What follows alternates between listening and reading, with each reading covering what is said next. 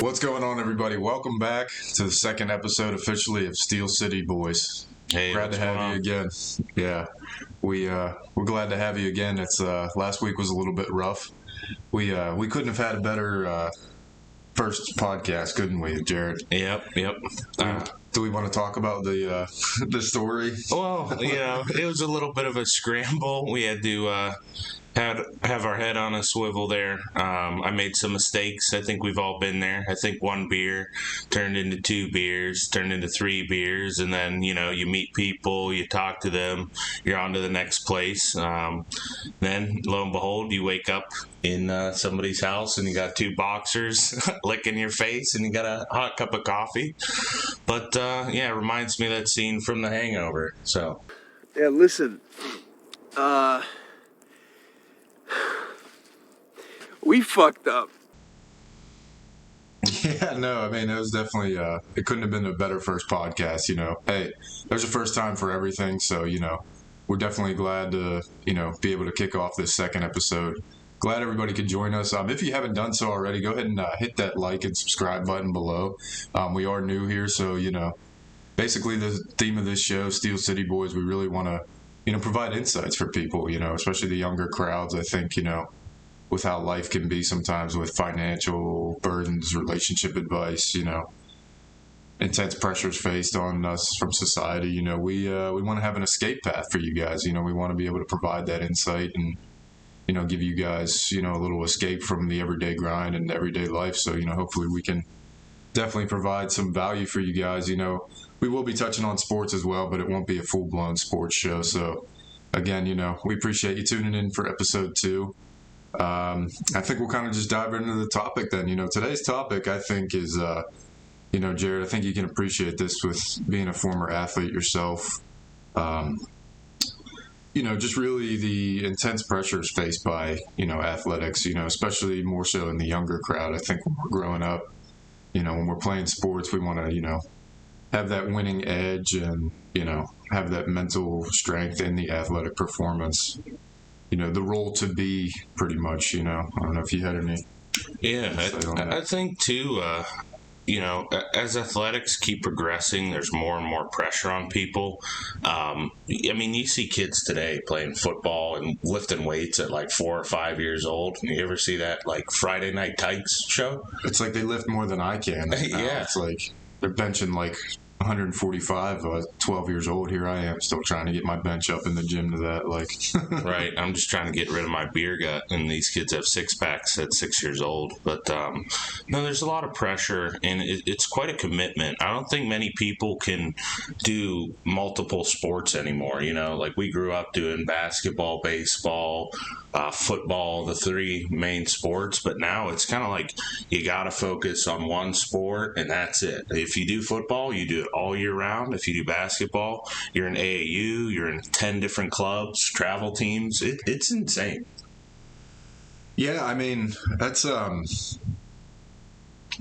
definitely is insane. I mean, that's kind of what the theme is today too. I've growing up playing sports my whole life, why I think for athletes it's much different. And the first kind of topic here to talk about is again, exploring that mental game. I think this has been implanted in me, which I wish it wasn't, but it is from playing sports my whole life.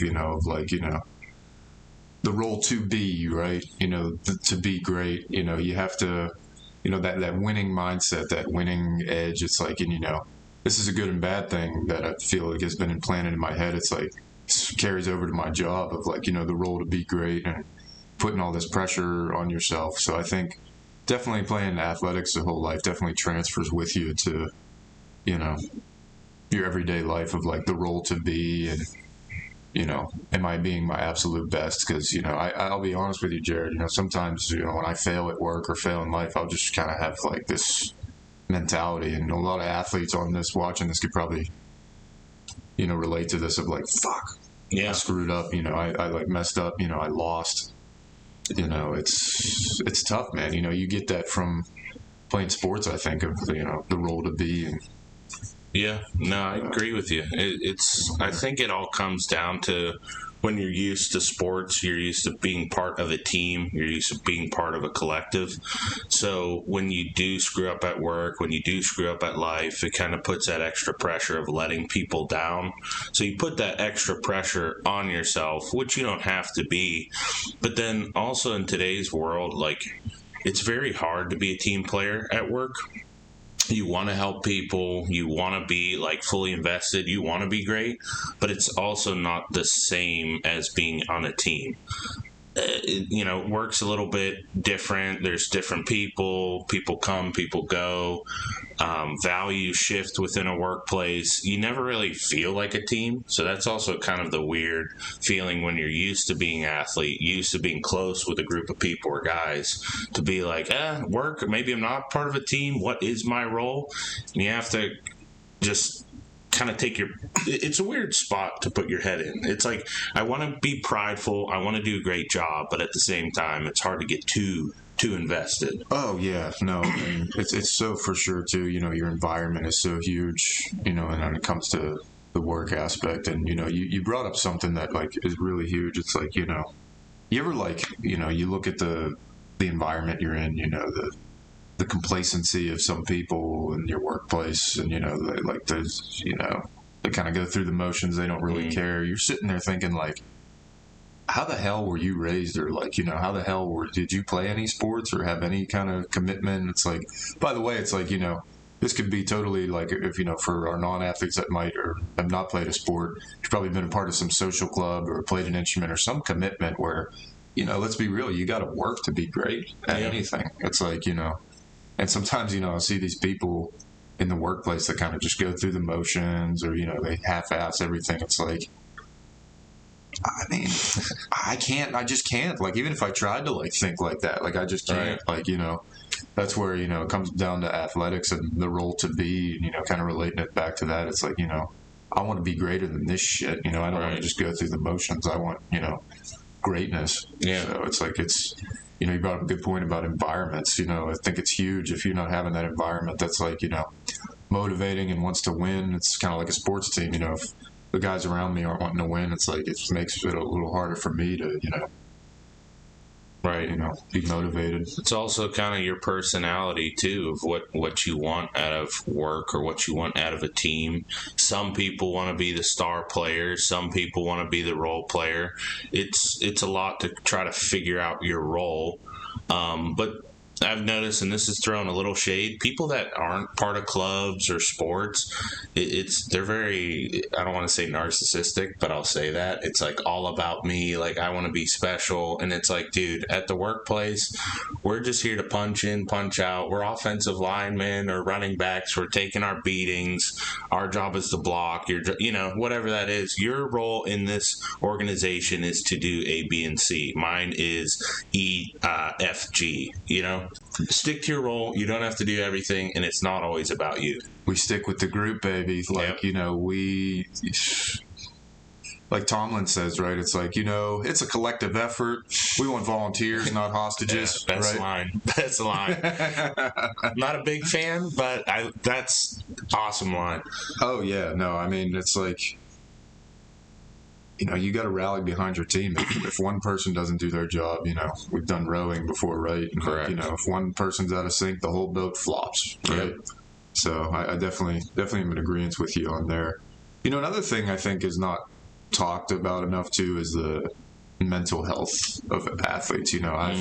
I've certainly, been there where it's like all the pressure's on you, and so a lot of misconceptions about athletes of like oh, they're physically fit, or they're fine, they shouldn't be struggling mentally. Whereas like, what? It's like, as a student athlete, you probably remember, you having to go do your stuff and then do your grades, your schoolwork, all that. It's like, there's a ton of pressure, ton of pressure put on like, athletes to like perform for their coaches or for their team. Not only do we expect you to win on the field, but off the field as well. Right. So, I think there's a misconception there that just because, an athlete is physically, a little bit more genetically enhanced than others, or that they, don't have any pressures put on them. But it's like, no, I agree with you. Thing. I think they get all like every but he markets them. They create this some type of figure, this guy, whatever it is, the NFL, the NBA. Let's talk about like the big $1 or $1 billion industries of like, this guy is going to be the next, Tom Brady, like Bryce Young, for instance. That guy's how old? Like 21, 22? Yeah. Like, can you imagine being 22 and having a $1 billion organization being like, you're going to be the face of our franchise, all the pressure's on you, you walk in and it's like, well, this is the guy to lead us to the promised land. I just feel like we got to take a time out. These guys are mature, they understand the game, but it still doesn't mean that you don't understand the pressures. It doesn't get to you a little bit. It's a lot. True. And it's a little different for the NFL, right? You got guys that you expect, like, if Bryce Young's coming from Alabama or like somewhere big, it's like, you come from a big program, we expect you to, like, it's a little different for pro athletes. I know I talk right here about, like, for the younger crowd mostly. For pro athletes, though, I was actually, on the radio this morning, I was hearing like an interview with Tomlin, and they asked him about, Kendrick Green and the high snaps, and he's just pretty much saying, like, not good enough if you can't make routine plays. At that point, that's where I kind of, I may sound a little cold-hearted here, but it's like, if I'm paying somebody millions of dollars, like, I expect you to get the little things right. It's not like in grade school and high school, I get you're still developing, so you need a little bit more of a, boost. But right, I think you expect the basics from people. You gotta snap the ball.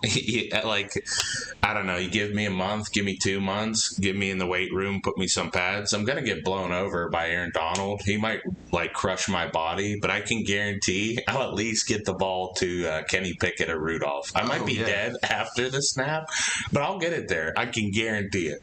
No, 100%. Yeah, and it's like kind of goes back, I would encourage, for this, it's like, mental health is just like physical health, and especially in athletics, it's like, it's kind of like if you're training for a competition or training for something, you got to put the right nutrients in your body, right? You got to put, you can't be eating Arby's and McDonald's every night, right? You got to stay hydrated, put the right nutrients in your body. But, I would definitely, that would be my advice there, is like, because, I was actually, I experienced this for sure, like when my freshman year for rowing at Jacksonville.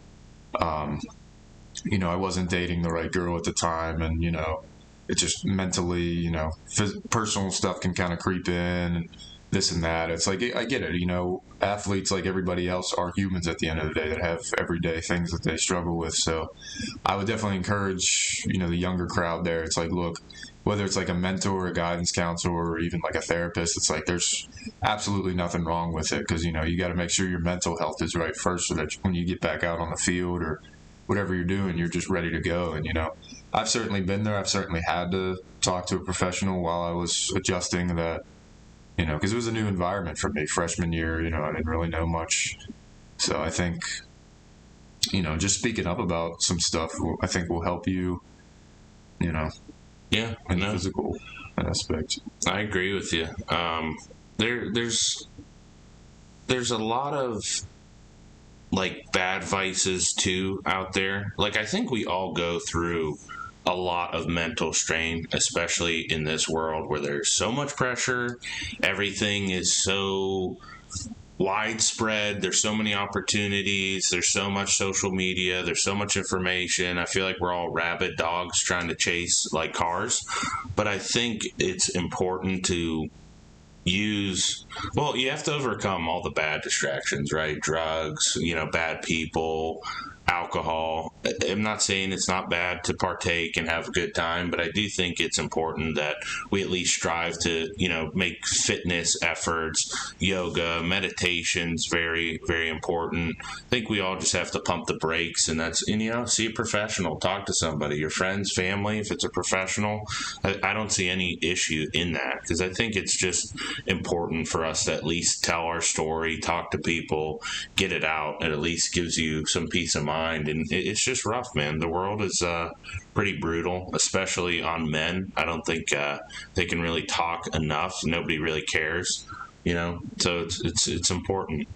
And especially on men, which kind of leads me to the next point of like, high stakes competition, right? I mean, I think that's, for men, not only like in sports, because it's kind of like the theme of athletics for today, right? But I think just in general, I mean, with men, especially in sports and in just life, it's like we're very competitive individuals. Like we want to be top dog, top alpha, the best of the best competition.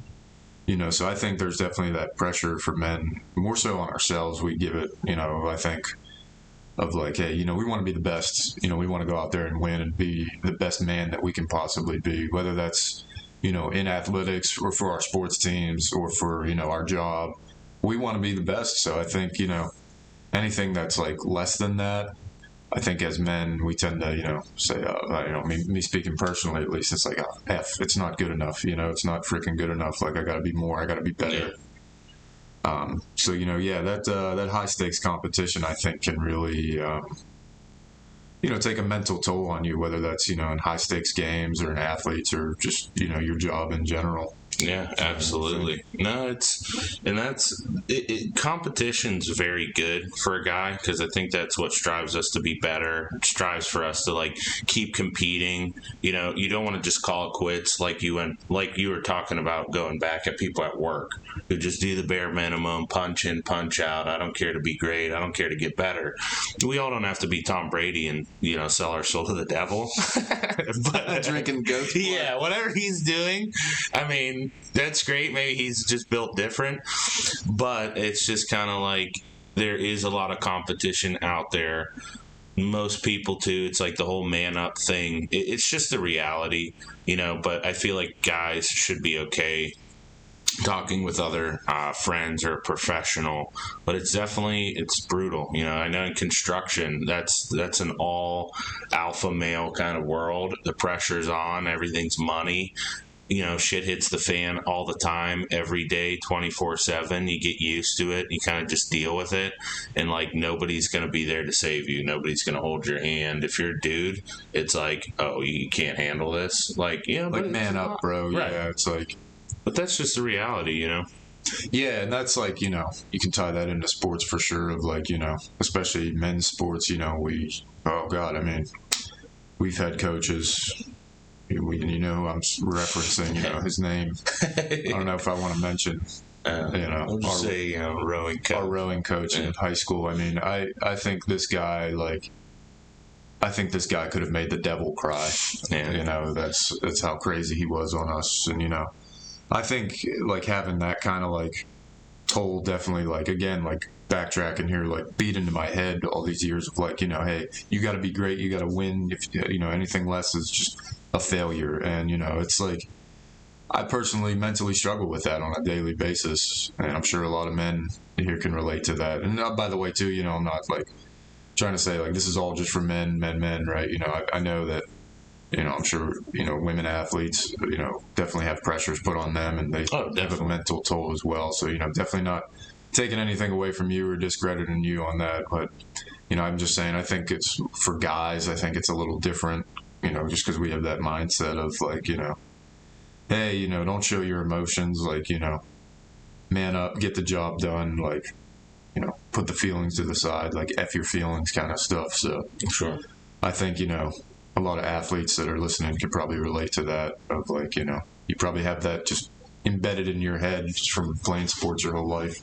Right. And I will say, just going back to your point on like the male women thing, I'm all for, and maybe I'm new fashioned, all for, if you had like issues or something in a sport, or you got family problems or something's going on in your personal life, and you made enough money where you can take a back seat or hang out for a couple years, or whoever cares, like retire, I'm totally cool with that. I think Simone Biles from the Olympics, if I'm right, the gymnastics, she kind of took a back seat. And hey, I'm cool with it. You made your money. You were great. It's a lot of pressure. You probably had stuff going on in your personal life. But the media, they just pound these people and pound these athletes to be like, oh, you got to get back. You got to get back into it. And it's like, yeah, but you're not living their life. You're just some guy behind a computer typing an article, or you're upset that they're not competing. And it's just kind of like, these are people at the end of the day. They're not just robots. and show some sympathy, empathy, show some mercy. You know, it's not always about what everybody else wants. You got to take care of yourself first. Oh, and I think that poor girl Simone Biles, man. I mean, there was like that whole incident with like that creep doctor that was like, feeling her up. Did you hear about that? No. Yeah, there was like some doctor, like, poor girl. I mean, that was like, what did she do again? She was like a gymnast or Gymnast, yeah. Was this Nasser? Yeah. So it was some story like the team Or doctor. different? I think I think she was a gymnast, but no, like something about like, yeah, her team doctor was like, inappropriately like touching the girls and like, being a creep. It's like, how could that not have like a mental toll on somebody? Especially it's like, that's just messed up that like, a male doctor was like doing that to a female doctor or to a female. Yeah. And it's like, that's like a creep that takes advantage of like women, which I think is, because it's like that was one of us, dude. Like we'd probably knock that doctor's teeth down his throat. But here's like the wild part, and we obviously don't know enough information, but we're just saying what we kind of think or critically think or have heard online or however you want to slice it. I can assume that some of these girls or some of these people get so caught up in being like, oh, you're a gymnast, you want to be the greatest, you want to be the best, and these people, take advantage of these young athletes who are like, I'm just trying to be the best, and trusting these people to be like, well, I'm sure he knows what he's doing, she's doing, take care of me, but my focus is purely on trying to be the best athlete I can be. So all that stuff, I mean, it's really unfortunate, but you always gotta question people's intentions. It is, it's like, and that's just like an example of like a manipulative professional that like, supposed to be helping these people, but like destroys, their mindset, their like, their dignity. It's like, and that just leads to like, I feel like, the performance anxiety and like the fear of failure. Poor Simone. I mean, I think she finished third or fourth that year, which is great, but like I can imagine that had like a mental toll on her, like just having that like abuse or like that, like, I definitely have experienced that before. Not like the situation with Simone. Yeah, like I was never. I was like, oh, you should file a lawsuit. I was never touched by a doctor or anything, but like, thank God. But like, I definitely, you can relate here. Our sadistic head rowing coach in high school was definitely not like, the best on you mentally. Took things a little too far. And I'm not saying like as a coach, you shouldn't just like let your players do whatever, or you got to be hard on them a little bit. You got to push them because of that competition. But when it becomes like the personal attacks, that's like, when that goes too far. Sure. And I'll play devil's advocate. I can sort of see a little bit of the style of coaching. Let's just call it like a Bill Belichick drill sergeant.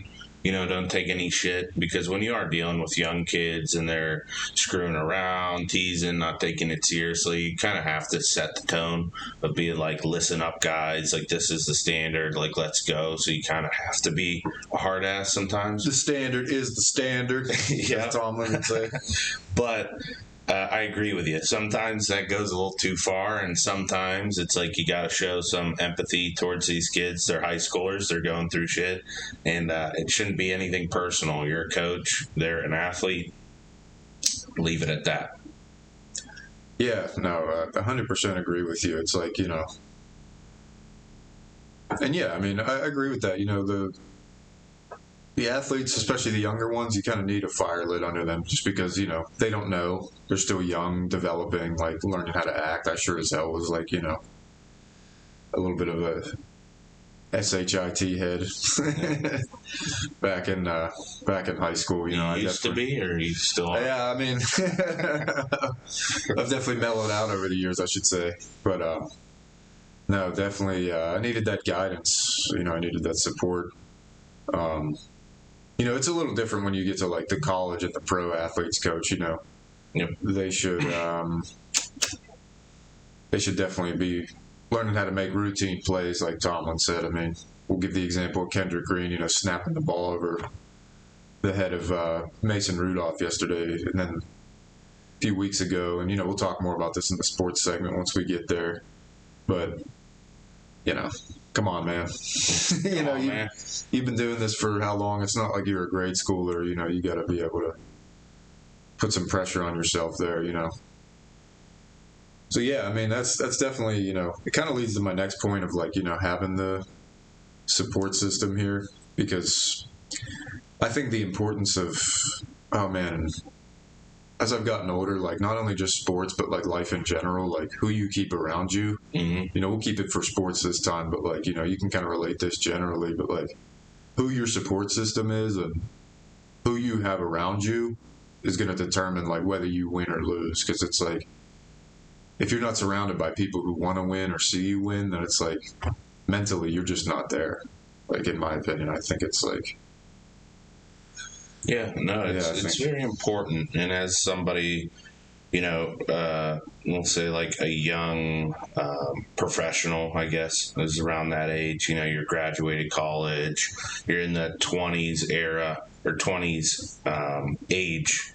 It's kind of like you have so many pieces of the puzzle. You have your family and support system, you have friends, you have work, you have all these kind of, you know, maybe you're part of a hobby, a sports team, one of those like pickup teams, whatever it is. I mean, you have a giant circle of all these people that are in your life, but it's really important that even though you have that big circle, you have that small circle of like friends, family, the people that are actually good. You can hang out, you can go to parties, you can do things, but I think as you get older, that circle keeps diminishing over time, and that just happens because people get older. But I think too, you realize that maybe this person doesn't have the best intentions. Maybe this person is actually making me worse, or maybe this person is dragging me down to their level when I could be so much more. and, you know, I experienced that in college, actually, you know, which is, you know, I rode for 2 years, but, you know, I thought, you know, with this coach, I was like, you know what, if I can survive my high school rowing coach, who was worse than the devil himself, Mm-hmm. I'll be able to get through this. Like, but it was not the case. I mean, you know, in college, you know, I just had this coach who was like, you know, just not a good, she was just not a very good leader, you know, very manipulative. I mean, I remember, like, this is like, I'm not even making this up. Like, we were on the bus one time, like, going to like some event, like, or a race or whatever. And some kid like said something, or like, you know, I don't know what he said, but like, you know, she got up, looked at him in the face and went, "I'm the dictator, you are the crowd." It's like, Yeah, you're literally just called yourself a dictator. right. Like, you can't spell dictator without dick. So it's like, wow. Like, I honestly couldn't believe I like heard that. I was like, wow, like, here's my high school coach who was the most sadistic man in the world, Yeah, but like, you know, even wouldn't have said something like that. right. It's like, you know, so yeah, I think, you know, just having the right support system and having like that professional coach, and, you know, we can actually relate this to, you know, look at my man Trevor Lawrence, you know, and Urban Meyer, how he made his life hell, and how he was like, you know, Urban Meyer was going up and like kicking the kicker and like kicking pro. That's like, you can't do that to grown men. Yeah, first and foremost. what a great strategy to like kick the leg of your kicker. It's not like he needs that or anything. Yeah, Do like, his job. and it's one thing if you're a coach and you see somebody, it's like, hey, fix your technique on that. Like, you know, here, like, do this next time better. But to just go up and just like kick somebody, or like, you know, and, you know, my college coach was the same way. She didn't kick us, but like, you know, she, you know, definitely gave like the personal attacks. Like, she was very like political too, and very unprofessional. It's like, you know, whatever your political beliefs are here, like, you know, it's fine. I'm not trying to get into that since this is not a politics show, but, you know, pretty much like, she had her beliefs, and if you didn't agree with her beliefs, like, you were outcasted, or you were a cancer to the team, or you were, you know, you were this, you were that. Like, just like very unprofessional with how like personal she made a lot of things. Yeah, And so, you know, that has to be also a line too of like, if you're a coach, you know, you got to draw the line between like a professional and personal attack. Like it's one thing if you're going to your athlete saying like, hey, look, I'm the coach. I've been doing this for years. Like, I'm trying to make you better. So, like, if you want to get better, you got to listen to me. Mm-hmm. But not just, I'm the dictator, you're the, like, what I say goes. It's like, Yeah. right? Like, get the hell out of here. Like, I remember, like, when I just couldn't take it anymore, I was like, yeah, I just appreciate the time, coach, like, for giving me the opportunity, but I just don't think, like, this is for me. You know, I tried to be so professional, but, like, oh, you're quitting, McKenna. You're, like, you know, like, getting in my face, kind of, like, you know, manipulating. Yeah. And it's just like, you know, there's a difference between manipulation and, like, effective leadership, in my opinion. Sure. And I'll jump to, since we talked about all the crappy coaches, I had a really great coach in rugby my senior year. He was fantastic. And it wasn't, he would push us, but there was a respect thing. Like, I respected where he was coming from. He was pushing us and screaming at us, getting us fired up, not to, like, bring us down, but because he wanted to bring us up. And he realized, too, that we were all different people, different abilities, different size shapes. So how can I take these pieces and kind of fit them so we can be successful? And in order to, like, fit where we work, where we didn't, try things, you know, work hard. And he put us through some difficult things. It made us more bond as a team. You know, he talked about brotherhood and, you know, this is your brother who's across from you. That kind of just kind of relates back to what we talked about way in the beginning of that team, that bond. I think it's very important, and I think a lot of people, it's tough today to have that kind of bond with people nowadays. Oh, for sure. And, like, that's where, like, again, I'll stress the highlights of, like, a support system around you as an athlete, or really just in general. I think, you know, but, you know, for the sake of this show, I'll kind of say, like, for our younger athletes here, it's like, make sure, like, that could be my advice, is, like, make sure you have the right support system around you, whether that's the right coaches that, you know, your coach obviously isn't your therapist, but, you know, could you go to your coach if, like, you know, you had something that, you know, I need help with, or, like, you know, resource, without getting, like, shunned to death or demoralized. You know, it's one thing if your coach is, like, saying, hey, okay, you know, you want to get better, this is what you need to improve on, like, let's get it. That's a very more effective than, like, dictator, do what I say. Right. You know, I think, you know, also I would say get therapy, you know, whether that's, you know, through your guidance counselor, or, you know, I know a lot of campuses have, like, the free, like, therapeutic counselors on campus. So, you know, I think that really helped me out when I was adjusting to college life and, you know, the life of, you know, being on your own and dependent. But, you know, just, you know, growing up, you know, you're going to realize a lot more things. You're going to, you know, realize a lot more things mentally that could wear you down. And, you know, I would say for the athletes out there, there's no shame in getting help, because it's like, you know, think about it this way, right? Your mindset's messed up, and it's like having a broken ankle, right, for your sport. Are you going to try to rush back out there as quick as possible to, like, okay, I'll just shun this broken foot off, or I'll ignore it, or this sprained ankle? You're going to hurt yourself even more. Right, and it's going to be even deadlier. Whereas if you tackle it and make sure you heal it, rehabilitate it, take care of it, it's going to get better over time. Same thing with this up here. You got to make sure this is right to make sure these are right, right? Oh, nice. So, you know, hey, that's just a little deep philosophical there for you, but I like the flex. Yeah, definitely. I think it's mental health and physical health, especially in athletics, I think go hand in hand, because, you know, if you're right mentally, I think you can, you know, be more ready to make those plays, or, you know, not snap the ball over your quarterback's head. Thank you, Kendrick Green. Yeah. You know, as we're, like, talking about mental health and, like, athletes, like, we're sitting here saying, like, come on, Kendrick Green. Yeah. Or, hey, you know, let's show some mercy, empathy. Then we shit on Kendrick Green for a couple bad snaps. But you know what? It's like these pro athletes, like, you know, it's one thing for the younger crowd I'm giving this advice for, because, you know, you got the, you know, you're growing up, so, you know, you need these, like, kind of failing moments to make you better. But Kendrick Green and all those other pro athletes, it's like, come on, man. Like, Deontay Johnson made $9 million last year, right, and not a single touchdown. Right. And someone tried to tell me that, like, you know, not to bash our boys here, that the Steelers have, like, some of the best receivers in the league, but it's like, I don't know about that just yet. Yeah, it's we have, like, great potential. Allen Robinson was really good in Chicago, kind of fell off. Maybe the system didn't work for him for the Rams. Maybe there's something there.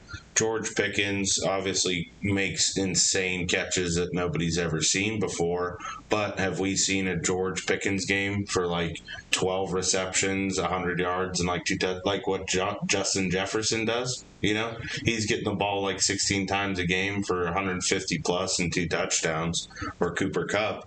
So, there's potential there. Deontay Johnson on paper, very fast, very good route runner, but he drops the ball quite a bit.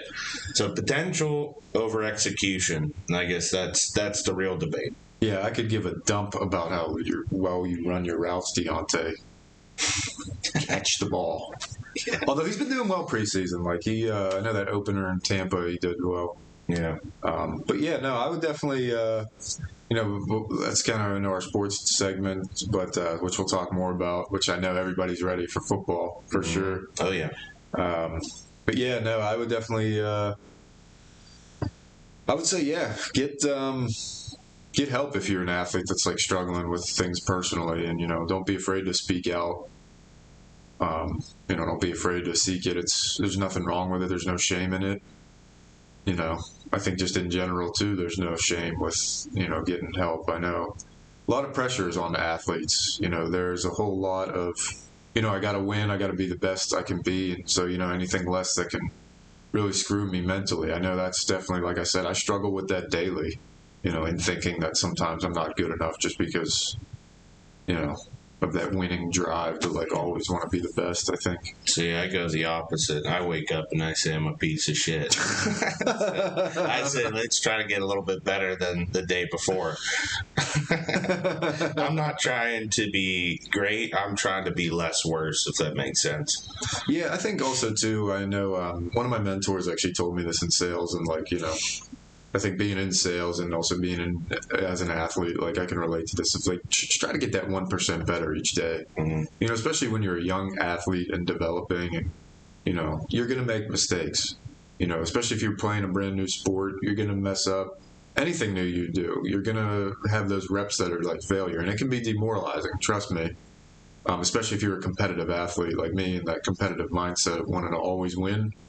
It's like, what does Eminem say? Like, success is my only MF and option, failure's not. Yeah, right. So I think that's definitely a real thing. So just get help, and don't. I'm speaking for myself here. I know I'm the worst of this sometimes. Don't be so hard on yourself. Right? You're gonna mess up. You're gonna make failures. You're gonna fumble the ball.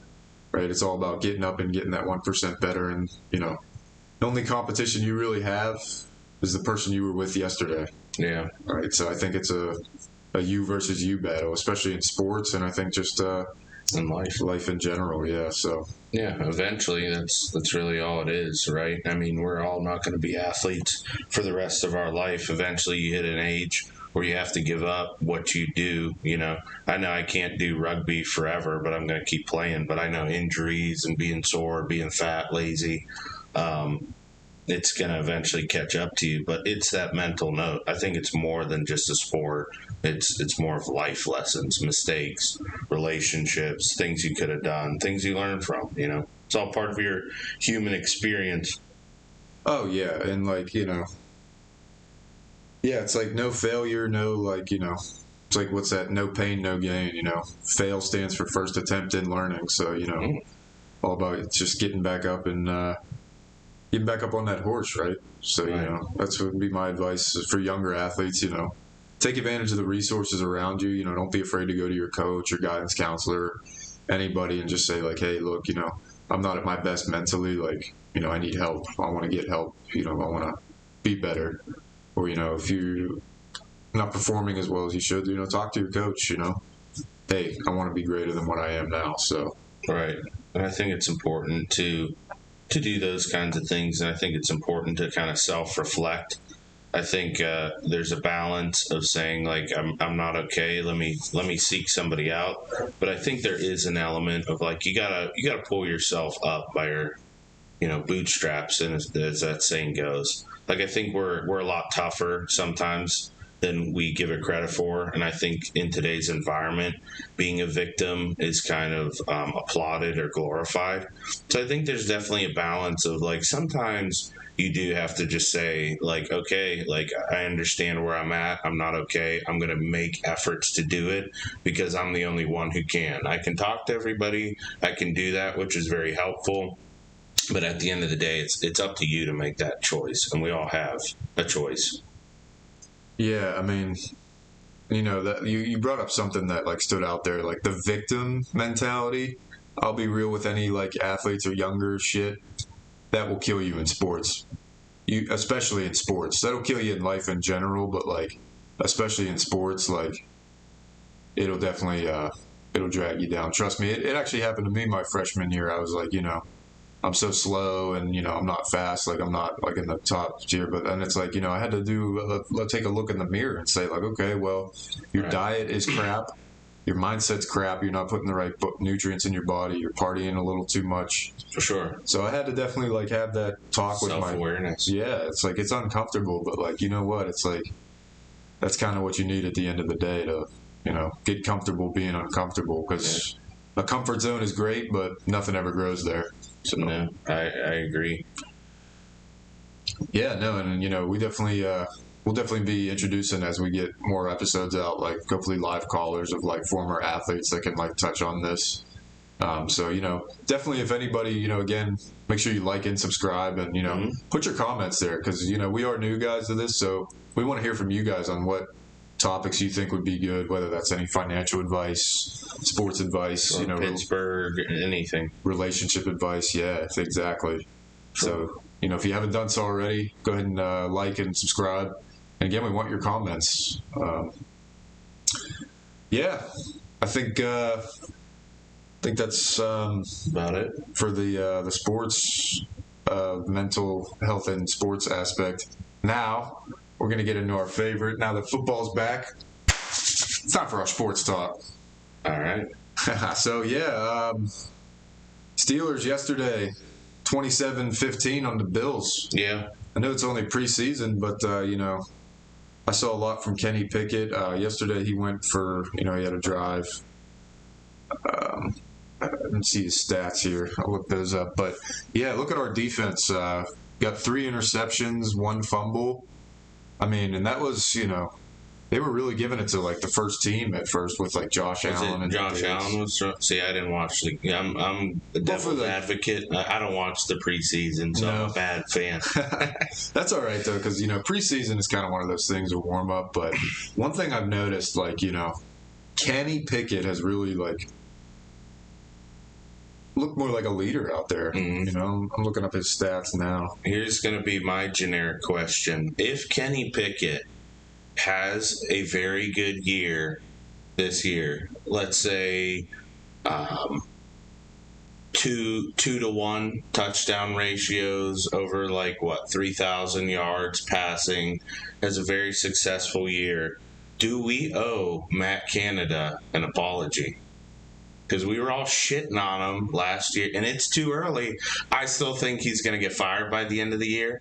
But my question to everybody is, if Kenny Pickett in the offense is very successful, I think the whole city of Pittsburgh owes Matt Canada an apology. Yeah, I mean, we'll have to see, because Canada's offense, I'll give him the benefit of the doubt. He was definitely trying to figure things out last year. But yeah, I agree. There's got to be more from what I've seen, more splash, more passing in the middle of the field. You can't run 10,000 jet sweeps because it's just not going to work in the league. But here's some stats. Pickett yesterday, 3 for 4, 43 yards with 1 touchdown. He was one of the players that impressed me. Another one, this guy really took off last year and has just impressed the hell out of me. He had a 62-yard carry for a touchdown. That was Jaylen Warren. I think that guy's going to be such a solid backup. Yeah. And Pat Freiermuth, caught a touchdown pass. Kenny threw a nice dart right in the middle of the field. So I definitely think those are the top 3 players. That was Kenny Pickett, Jaylen Warren, and Pat Freiermuth. 3 players that sucked is Cody White. Mm-hmm. I don't know what the hell this guy's problem is. 6'5", had one pass completion yesterday for 6 yards. He dropped a bunch last week. Quarterback? Receiver. Receiver. 6'5". 6'5". Like, you should be mauling people at that height. Yeah. And then Tanner Morgan, I don't know why they drafted this guy. He's undrafted. He's just not a good quarterback. I don't know why you have 4 quarterbacks on the team. Yeah, you got to see.